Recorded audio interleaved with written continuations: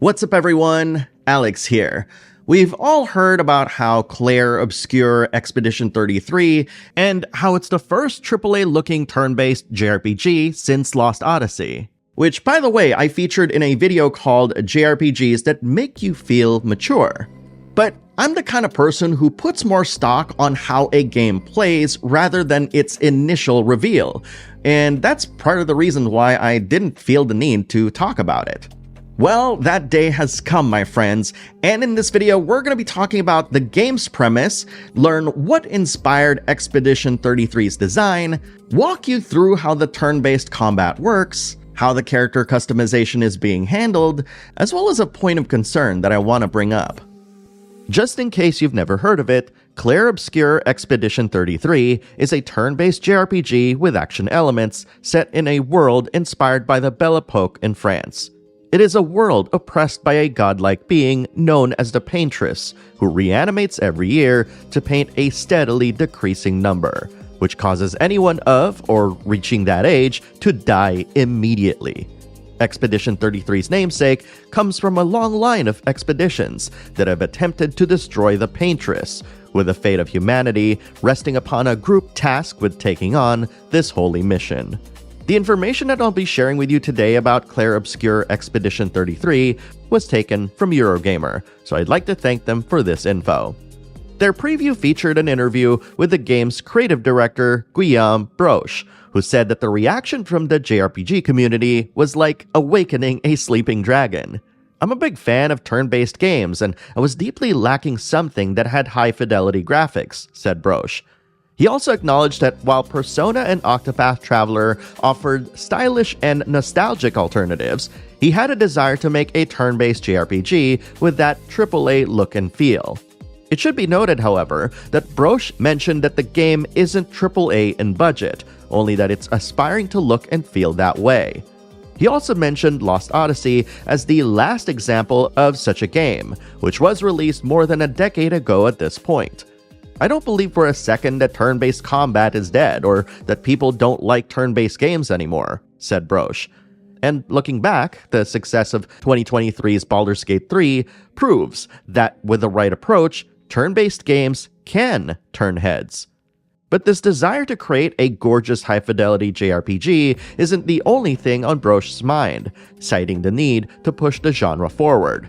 In his words, how can we make it more dynamic and integrate real-time elements that people also love? This is how his team came up with the game's reaction system, which is at the core of Expedition 33's battle system. Now, time button presses and QTEs aren't new to JRPGs, going as far back as Super Mario RPG on the SNES. But the way it's implemented in Expedition 33's combat is a bit more involved, borrowing elements from other modern games.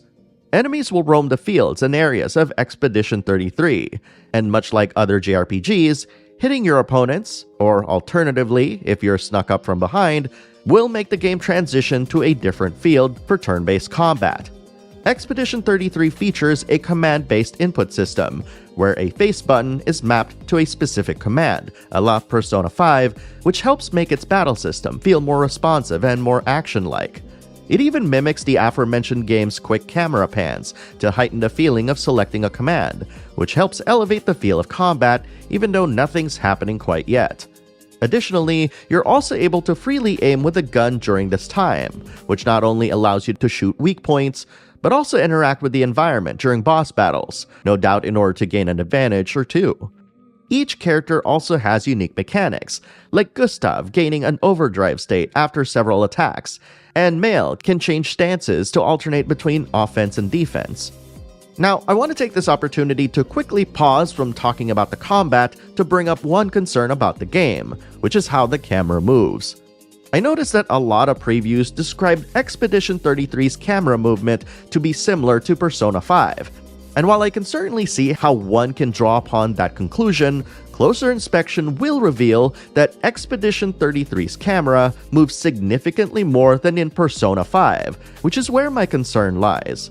While camera movement in Persona 5 is quick and snappy, which lends to the feel of its responsiveness, it does know when to use abrupt cuts, which are shifts in camera that just change the perspective immediately without movement. Compared to Expedition 33, not only does the command menu feature rapid camera transitions, but the camera also closely follows party and enemy attacks and uses zoom effects to help players gauge the proper timing for a button press. What I'm trying to say here is that all of this camera movement is a real cause for concern for anyone with a history of motion sickness. I applaud the developers for using the camera in clever ways to help players gauge timing, for example. But too much of this dynamic movement can and potentially will affect how long certain players can play this game. I hope that this concern reaches the developers so that they can implement an option to either turn off or decrease the amount of camera movement during combat. As you might expect, choosing an attack will be followed by timed button presses that not only increase the amount of damage you inflict, but can also be extended into a string of combos. There was mention that missing some of these prompts can damage players, but this wasn't elaborated upon. Something that I spied that the article didn't mention are smaller sections within these timed prompts that are highlighted, which presumably inflict even more damage than the norm. This reminds me a lot of the active reloading in Gears of War, where you can get a faster reload animation every time you press the reload button within a smaller timing window while reloading. When enemies attack, however, you get 3 different options: dodge, jump, or parry. The parry timing was inspired by Brosh's time playing Sekiro. "I love perfect parries," he adds.